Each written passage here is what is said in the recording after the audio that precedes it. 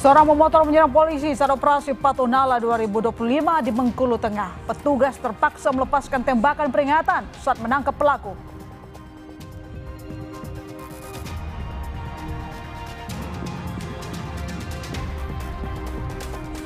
Drone bawah laut merekam lokasi badan KMP Tunu Pratama Jaya yang tenggelam di Selat Bali. Kapal ditemukan dalam posisi terbalik di dasar Selat Bali.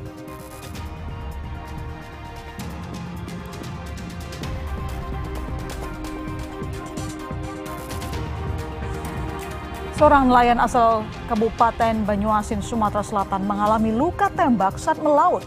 Pihak TNI AL menyebut kasus ini masih dalam proses penyelidikan.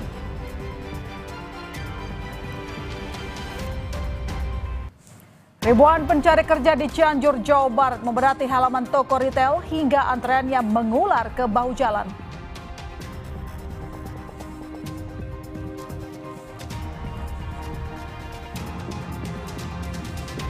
Tergerus aliran sungai Cibet, jalan penghubung 2 kecamatan di Kabupaten Bekasi, Jawa Barat ambles sedalam 2 meter.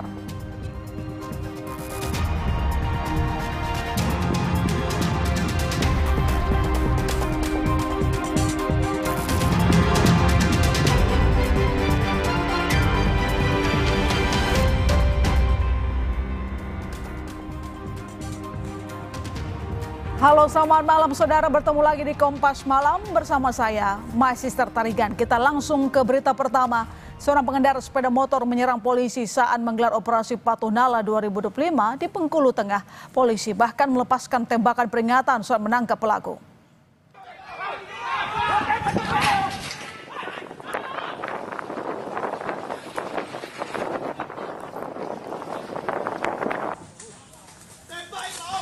Sebelum menyerang polisi, pelaku sempat menerobos polisi yang tengah menggelar operasi Patuh Nala dengan sepeda motornya tanpa menggunakan plat di depan Mapolres Bengkulu Tengah.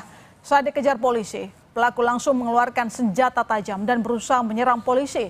Polisi sempat melepaskan tembakan peringatan saat pelaku mencoba kabur ke perkebunan. Usai ditangkap, pelaku langsung dibawa ke Polres Bengkulu Tengah untuk diperiksa.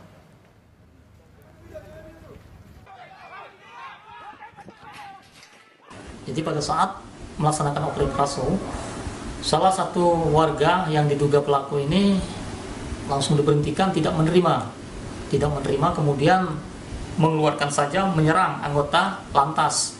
Diduga pelaku ini kabur ke hutan di belakang rumah orang, kemudian kabur dikejar sama anggota. Kita amankan dulu orangnya, kemudian kita cari lagi. Sajamnya belum ketemu, kita temukan juga sajamnya itu. Ribuan pencari kerja di Cianjur, Jawa Barat memadati halaman toko retail hingga antreannya mengular ke bahu jalan.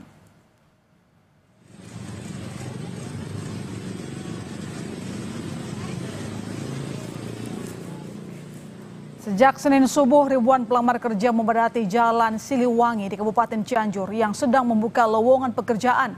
Mereka datang dari berbagai kota untuk mengisi 50 posisi. Yang dibutuhkan toko retail bernama Kaira Store melalui akun media sosial. Tingginya antusiasme pencari kerja membuat lebih dari 1.000 pelamar hadir mencoba peruntungan. Mereka rela menunggu lama dan berpanas-panasan hingga ke bahu jalan. Untuk rencana awal itu kan kita walk-in interview ya, jadi pas melamar langsung di interview di hari yang sama gitu. Cuman diinformasikan dari satpam katanya jam 5 subuh udah pada dateng, dan pas kita dateng juga wah lebih dari 1.000 sih. Rencana sih nggak sampai 500 gitu, ternyata di luar ekspektasi. Seorang nelayan asal Banyuasin, Sumatera Selatan menjadi korban penembakan saat melaut. Korban harus menjalani perawatan di rumah sakit.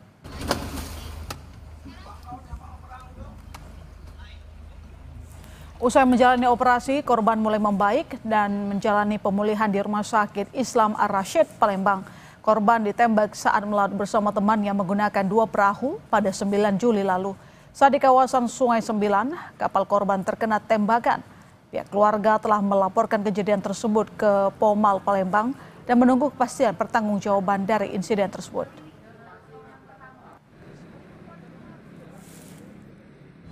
Kondisinya setelah dibawa ke rumah sakit Al-Rasyid, koma. Nah, sekitar jam 12 malam Yogi dioperasi untuk pengambilan peluru di lehernya. Setelah dioperasi, Yogi tadi sedikit membaik dan mulai sadar. Sekarang ini alhamdulillah kondisi Yogi agak membaik dan tinggal pemulihan. Mengenai kasus penembakan nelayan ini melalui pesan singkatnya, Kepala Penerangan Lanal Palembang Kapten Heru menyatakan saat ini kasus masih dalam proses penyelidikan. Bila sudah ada, akan kami informasi ke rekan-rekan media. Terima kasih.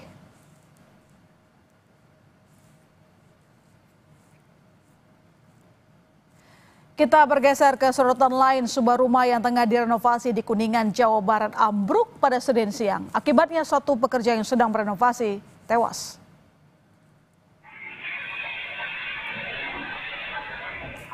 Kamera pemantau atau CCTV merekam detik-detik robohnya rumah. Satu pekerja yang berada di bagian teras selamat dari peristiwa ini. Namun rekan kerjanya yang berada di bagian dalam rumah tidak sempat melarikan diri. Tim gabungan dari kepolisian, TNI Damkar, dan juga BPBD Kabupaten Kuningan langsung mengevakuasi korban tertimbun. Polisi menduga konstruksi bangunan yang kurang kuat jadi penyebab ambruknya rumah. Polisi akan memeriksa sejumlah saksi atas peristiwa ini.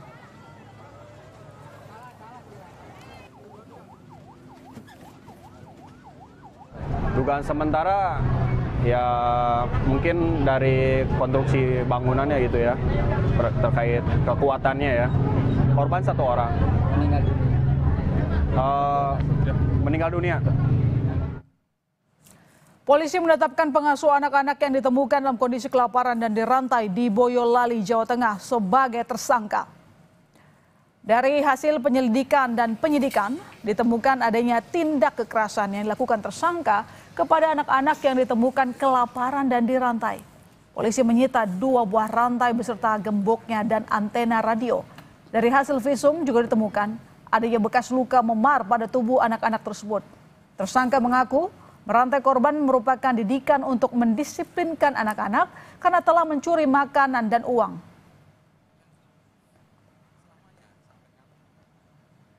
Setelah kita melakukan pemeriksaan kesehatan terhadap anak dan barang bukti yang kita kumpulkan, diperoleh 2 alat bukti plus barang bukti, sehingga tadi kami sudah melakukan gelar penetapan tersangka terhadap saudara S. Berdasarkan keterangan, pelaku merantai anak itu karena sebelumnya diketahui melakukan pencurian, sehingga anak tersebut dirantai kakinya.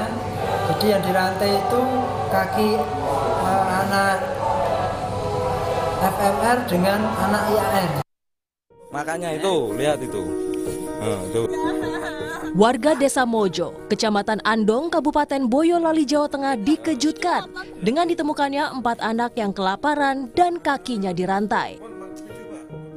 Terkuaknya kasus ini setelah warga menangkap seorang anak yang kedapatan mencuri kotak amal masjid untuk membeli makan.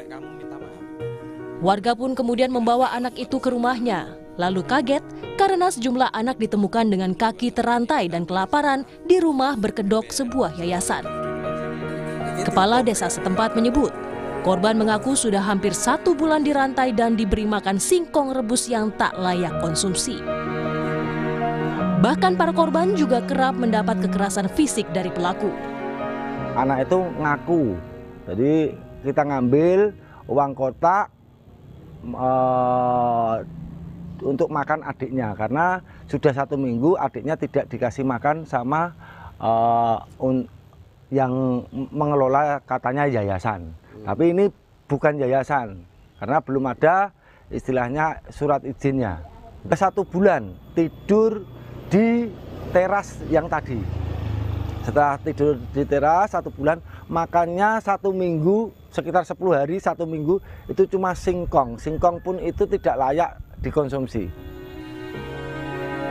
Sementara itu Kapolres Boyolali AKBP Rosyid Hartanto bilang, dari hasil pemeriksaan pelaku merantai korban merupakan bentuk pengajaran. Dari hasil pemeriksaan interogasi terhadap anak-anaknya juga yang didampingi oleh orang tua, jadi baru 1 bulan ada orang tua yang menitipkan anaknya di sana, termasuk yang di kerangkeng itu juga baru 1 bulan sampai 2 bulan. aja? Kita laksanakan gelar perkara tadi pagi dan nanti akan diupdate bulannya. Tapi itu motifnya dirantai itu apa sih, Bang? Sampai dirantai gitu? Untuk hasil interogasi sementara ya itu bentuk cara pengajaran dilakukan oleh saudara S.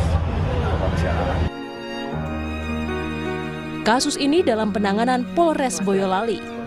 Para korban dievakuasi ke rumah singgah milik Dinas Sosial Kabupaten Boyolali. Nikolaus Irawan, Kompas TV Boyolali, Jawa Tengah.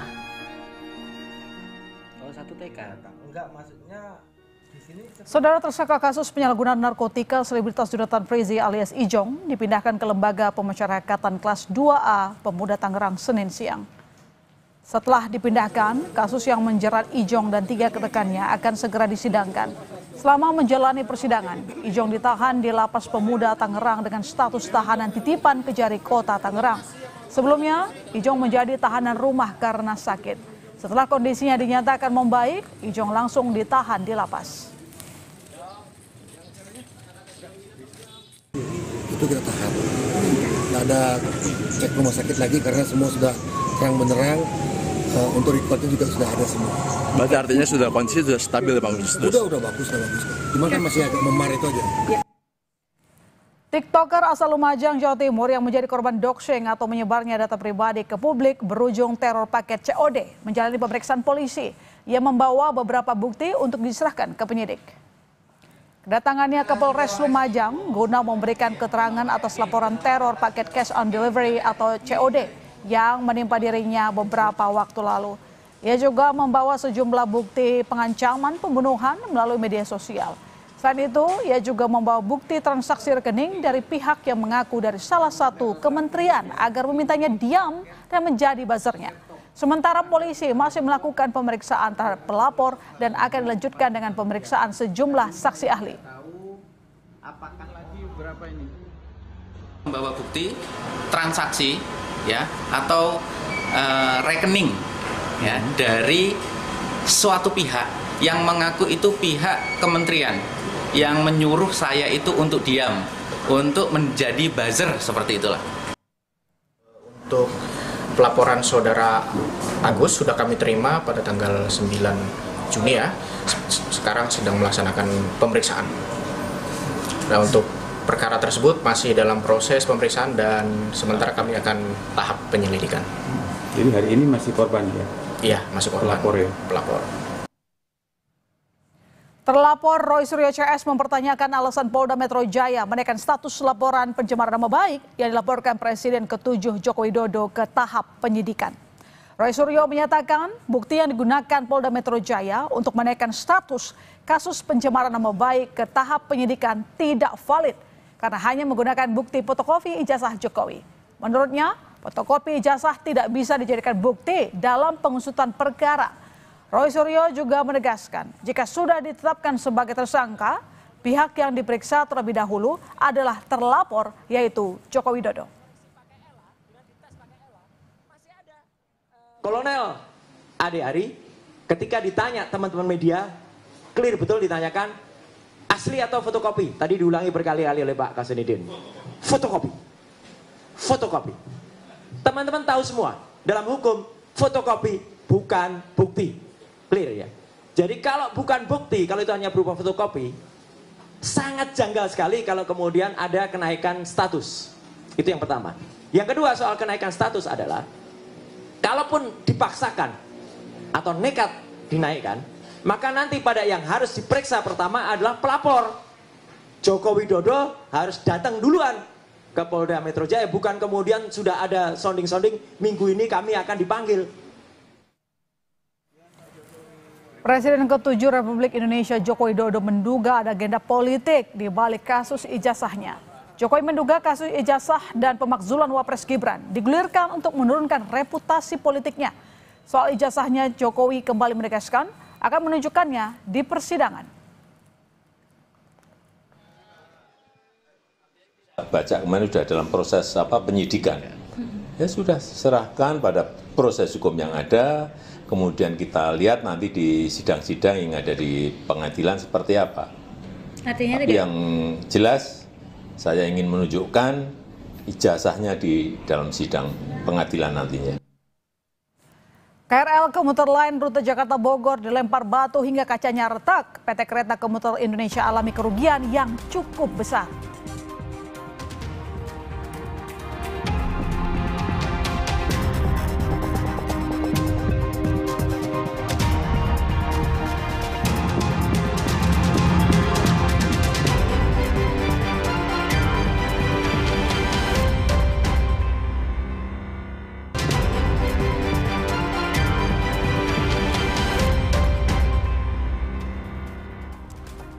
Anda kembali menyaksikan Kompas Malam. Saudara, seorang ibu rumah tangga di kota Bandar Lampung terluka saat mempertahankan motornya yang akan diambil kawanan pelaku pencurian kendaraan bermotor.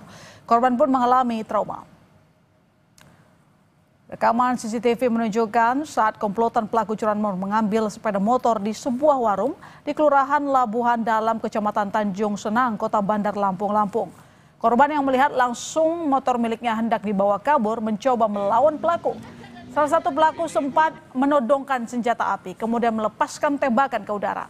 Polisi kini tengah memburu pelaku pencurian motor, sementara korban masih menjalani perawatan.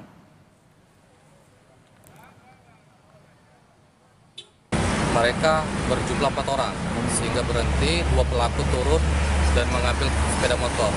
Sehingga pada saat mengambil motor itu, si korban mengetahui motornya akan diambil pelaku, sehingga dia melakukan perlawanan untuk merebut kembali sepeda motor itu, sehingga terjadi dorong-mendorong sehingga korban terjatuh dan mengalami luka-luka di kepalanya. Saudara, KRL Komuter Line rute Jakarta Bogor dilempar batu hingga kacanya retak. PT Kereta Komuter Indonesia alami kerugian yang cukup besar. Lemparan batu dari sisi kiri membuat bagian pintu kaca dan jendela kereta mengalami keretakan yang cukup parah. Rangkaian KRL terbaru ini masih dilakukan perbaikan hingga beberapa hari ke depan. Direktur Utama Kereta Komuter Indonesia Asdo Adrivianto menyebut PT KCI mengalami kerugian hingga jutaan rupiah. Meski orang tua kedua bocah berjanji akan bertanggung jawab, hingga kini belum ada pembicaraan perihal ganti rugi. Kita serahkan ke kepolisian untuk proses itunya. Ada ganti rugi nggak? Sampai sekarang belum terinfo untuk proses penyelesaiannya. Yang jelas kemarin orang tuanya sudah bertanggung jawab. Tapi dari KCI sendiri minta ganti rugi atau seperti apa? Ya seharusnya ya kalau merusak barang orang ya konsekuensinya mengganti rugi kan. Gitu. Nah itu kerugiannya berapa? Kerugiannya berapa? Kira-kira. Mungkin puluhan juta lah Pak. Ya, puluhan juta. Berapa Pak? Detailnya belum itu. Detailnya belum ada laporan dari teman-teman teknik. Saudara, polisi mengungkap istri korban diplomat 3 kali menelpon penjaga indekos sebelum suaminya ditemukan tewas terlakban di kamar indekosnya. Istri korban menelpon penjaga indekos untuk mengecek kondisi suaminya yang tidak lagi bisa dihubungi. Polisi menyebut alasan penjaga kos terlihat mondar-mandir di depan kamar indekos Daru karena diminta istri korban agar mengecek kondisi suaminya di kamar. Penjaga indekos kemudian membuka paksa jendela kamar korban dan mendapati korban sudah tewas dengan kepala terlakban. Hingga kini polisi belum berhasil mengungkap misteri kematian diplomat muda Kemlu Arya Daru Pangayunan. Polisi menyebut kasus ini akan diselidiki menggunakan Scientific Crime Investigation atau penyelidikan berbasis ilmiah.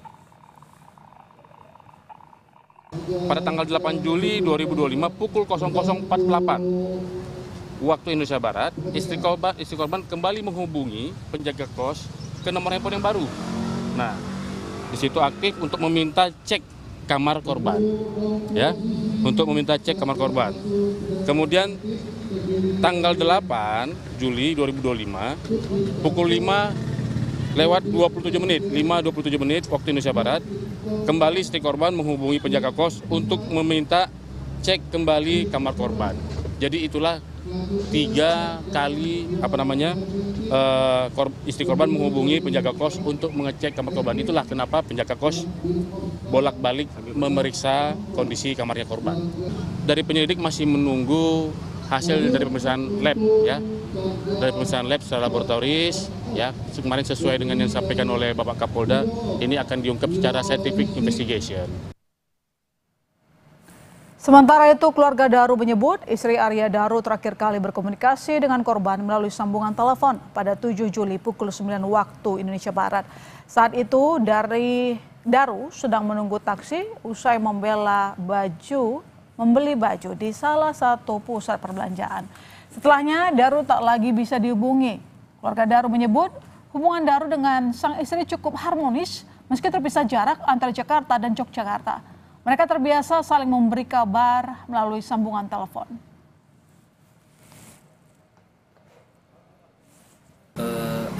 Adik saya itu kontekan berkontak dengan si Daru itu terakhir jam 9-an lah. Dia habis beli baju di Grand Indonesia, lagi ngantri taksi. Nah, lagi ngantri taksi, terus setelah itu di kontak-kontak itu enggak bisa, Mas. Sampai pagi. Keluarga Daru itu ya, Daru, adik kita sama Nani itu nggak teleponan, soalnya video callan, sekedar menanyakan sudah makan atau belum dan lain sebagainya, itu rutin. Kepergian Arya Daru Pangayunan, diplomat yang tewas di kamar indekosnya di Jakarta, masih menyisakan duka bagi keluarga. Daru sebelumnya akan ditugaskan ke Finlandia pada akhir bulan Juli dan akan membawa keluarganya menetap sementara di sana. Semua perlengkapan bahkan sudah disiapkan, namun rencana itu kini pupus. Kakak ipar korban, Meta Bagus, menyebut almarhum tidak pernah bercerita soal masalah-masalah yang dihadapinya. Ceritanya itu hanya seputar excitement-nya. Mereka mau penempatan, Mas.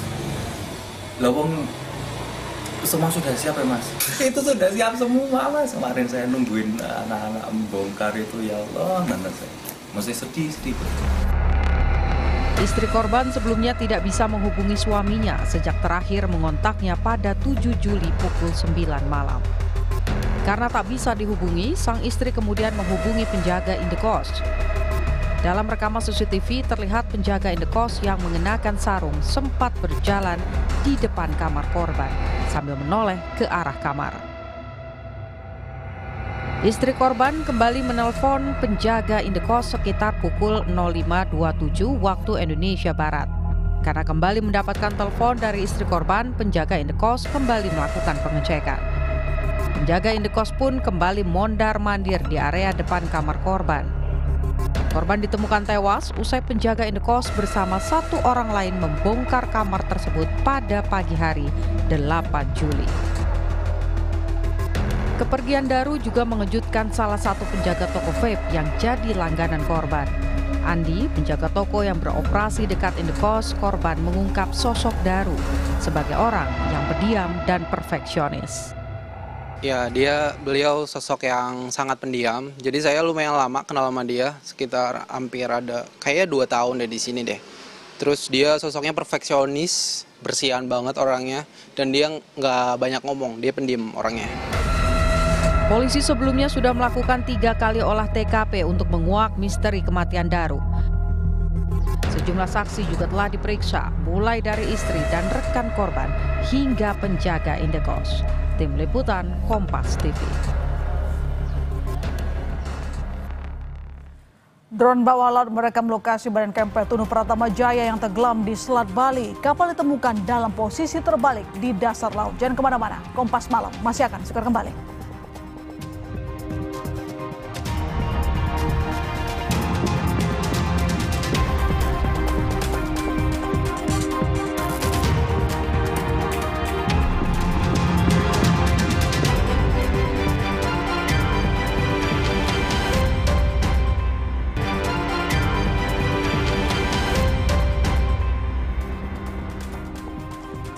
Bupati Kunangan membentuk tim khusus untuk mendalami kasus dugaan kelalaian RSUD Linggajati yang menyebabkan bayi meninggal dunia.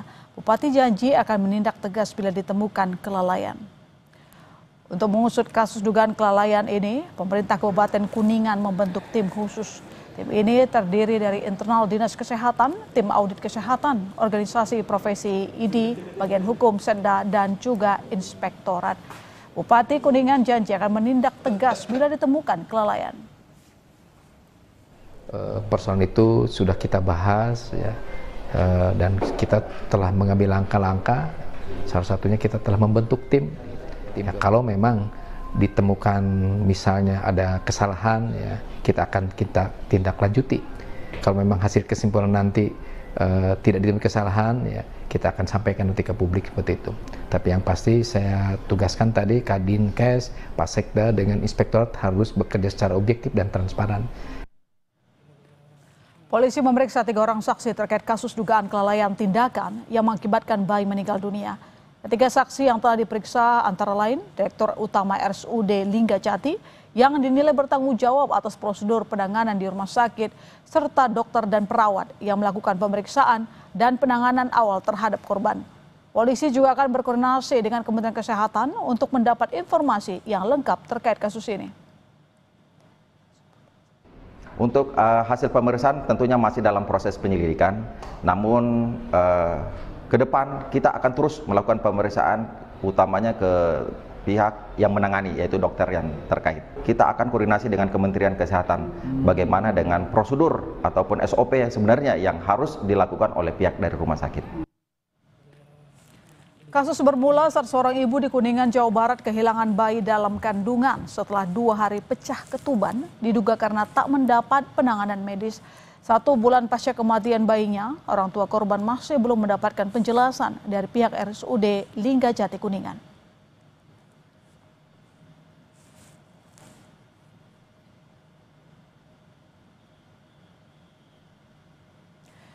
Informasi berikutnya, drone bawah laut merekam lokasi badan KMP Tunu Pratama Jaya yang tenggelam di Selat Bali. Kapal ditemukan dalam posisi terbalik di dasar laut. Rekaman video drone bawah laut milik Ditpol Lairut Polda Jawa Timur merekam kondisi KMP Tunu Pratama Jaya. Terlihat KMP Tunu Pratama Jaya sudah terbalik di dasar laut, namun kondisi badan kapal masih utuh. Kamera yang dipasang pada unit drone khusus ini diturunkan hingga kedalaman 49 hingga 50 meter ke dasar Selat Bali. Posisi badan kapal ditemukan telah bergeser akibat terbawa arus bawah laut.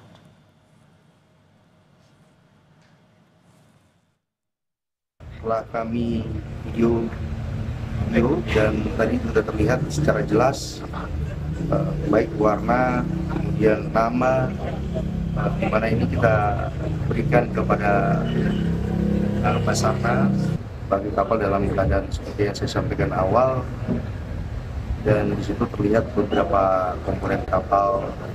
Terlihat ada dalam kapal walaupun tidak terlihat secara jelas dari samping karena memang kamera underwater dan ROV ya, memang melaksanakan kegiatan di bawah air dengan kedalaman lebih kurang 49 sampai dengan 50 meter.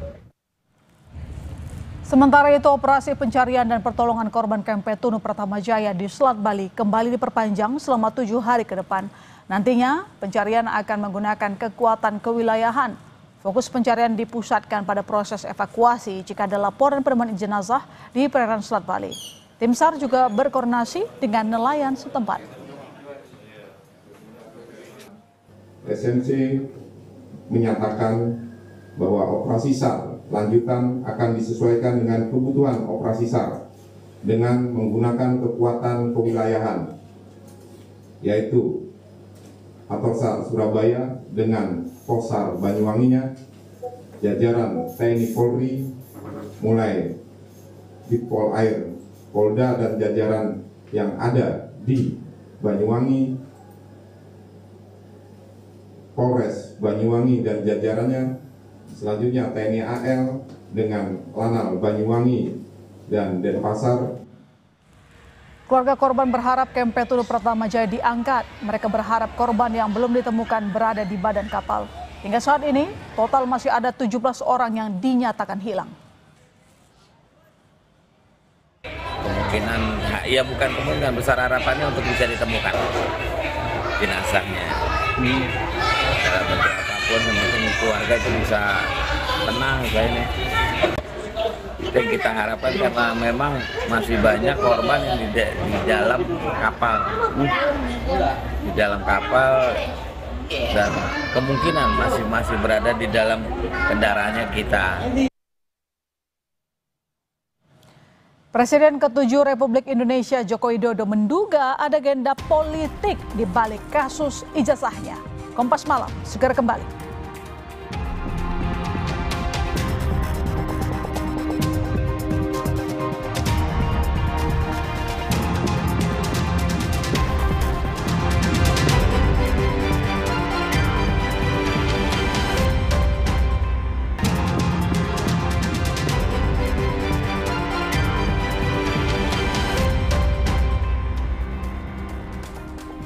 Presiden ke-7 Republik Indonesia Joko Widodo menduga ada agenda politik di balik kasus ijazahnya. Jokowi menduga kasus ijazah dan pemakzulan Wapres Gibran digulirkan untuk menurunkan reputasi politiknya. Soal ijazahnya, Jokowi kembali menegaskan akan menunjukkan ijazahnya di persidangan.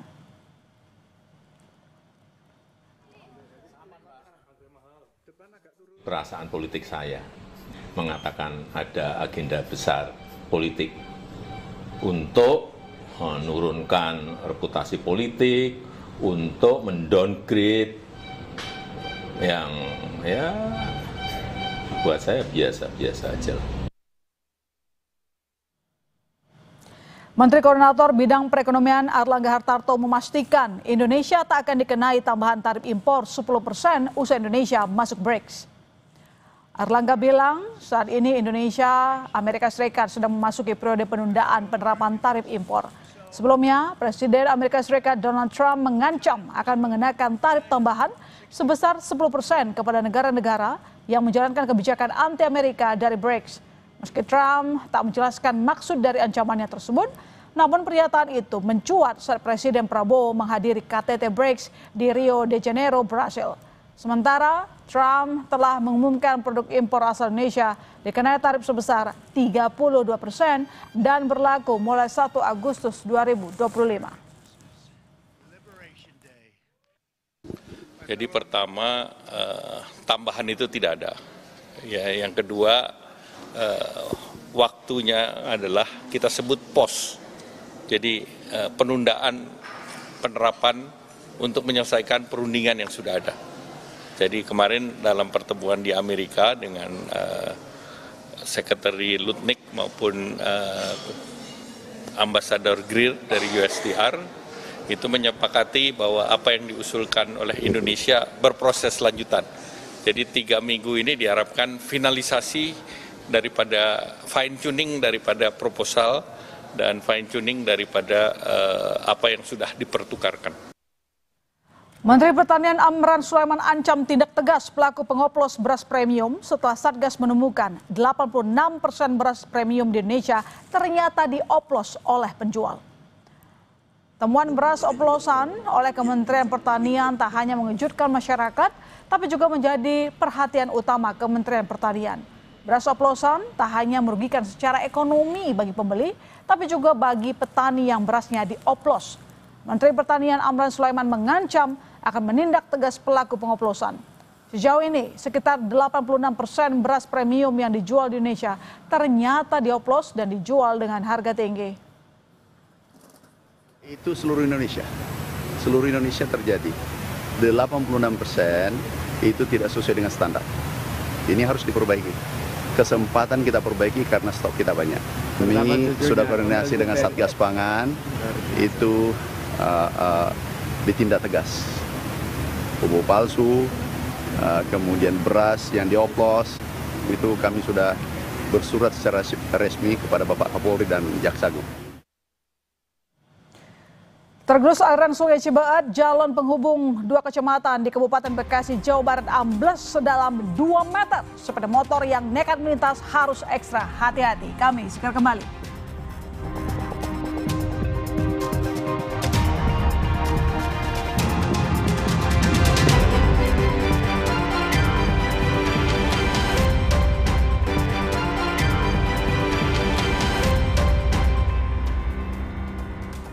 Tergerus aliran Sungai Cibaat, jalan penghubung 2 kecamatan di Kabupaten Bekasi, Jawa Barat ambles sedalam 2 meter. Warga mengatakan kondisi kontur tanah yang labil membuat jalan mudah ambles hingga tiang penahan tunggu tidak kuat. Kondisi jalan yang rusak sepanjang kurang lebih 100 meter sehingga tidak bisa dilalui kendaraan roda 4. Sementara kendaraan roda 2 yang nekat melintas harus ekstra hati-hati. Akses jalan yang mengalami longsor pun mengakibatkan aktivitas warga terganggu. Warga pun berharap agar jalan yang ambles segera bisa diperbaiki.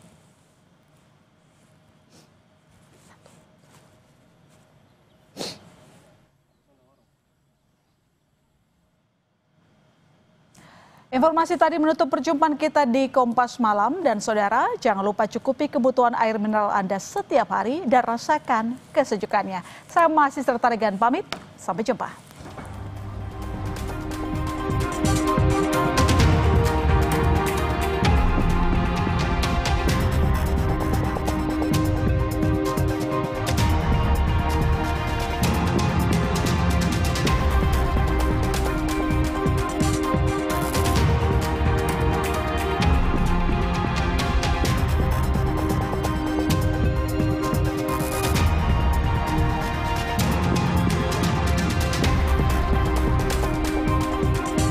Terima kasih Anda telah menyaksikan